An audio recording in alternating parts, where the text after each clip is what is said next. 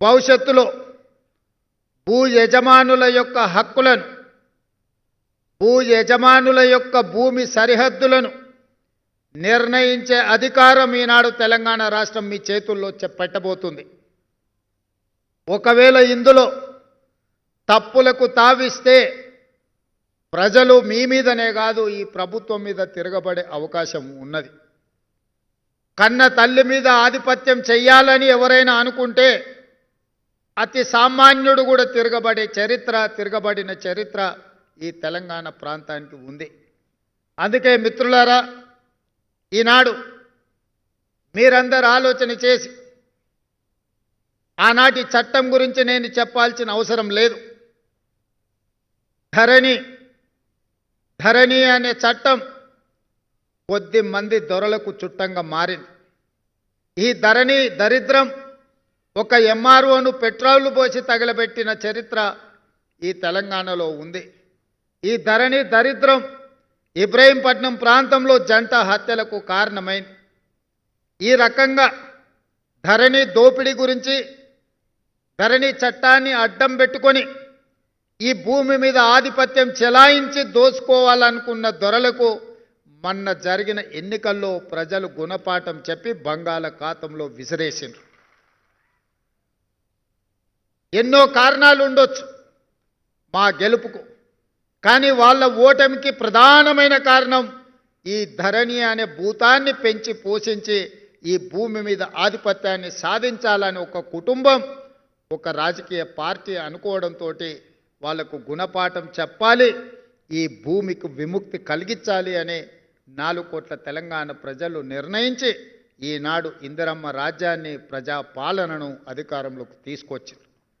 అందుకే ఆనాడు ఎన్నికల సందర్భంగా సమ్మక్క సారలమ్మ ఆశీర్వాదంతో, సోదరిమణి సీతక్క అండతో నేను పాదయాత్ర మొదలుపెట్టిన ములుగు సమ్మక్క సారలమ్మ జాతర రోజు చెప్పా, అక్కడ మొక్కి ఖచ్చితంగా అధికారంలోకి వస్తాం, ఈ ధరణి నుంచి విముక్తి కలిగిస్తామని చెప్పినాం. అందుకే అధికారంలోకి వచ్చిన తర్వాత రెవెన్యూ శాఖ మంత్రిగా పొంగులేటి శ్రీనివాసరెడ్డి గారికి బాధ్యత అప్పచెప్పి ఈ ధరణి భూతాన్ని వదిలించడమే కాదు, పేద ప్రజలకు చుట్టంగా మారాల్సిన చట్టాన్ని భూభారతిని తీసుకురావడానికి అన్ని రకాల ప్రయత్నం చేసినాం. ఈనాడు భూభారతి ద్వారా లక్షలాది సమస్యలను సృష్టించి ఆ సమస్యలు పరిష్కారం కాక అధికారుల చుట్టూ తిరిగి అధికారులు కలవక కోర్టుల దగ్గర ఆత్మహత్యలు చేసుకునే పరిస్థితి తెలంగాణ పేద రైతాంగానికి వచ్చింది.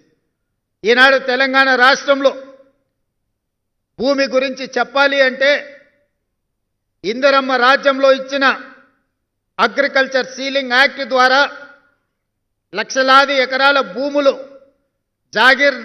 జాగీర్దారుల ద్వారా, జమీందారుల దగ్గర ఉన్న భూములను ఆనాటి కాంగ్రెస్ ప్రభుత్వం సేకరించి దాదాపుగా 25 లక్షల ఎకరాల భూములను దళితులకు, గిరిజనులకు, పేదవాళ్లకు పంచిపెట్టిన చరిత్ర ఈ తెలంగాణ రాష్ట్రంలో కాంగ్రెస్ పార్టీకి ఉన్నది.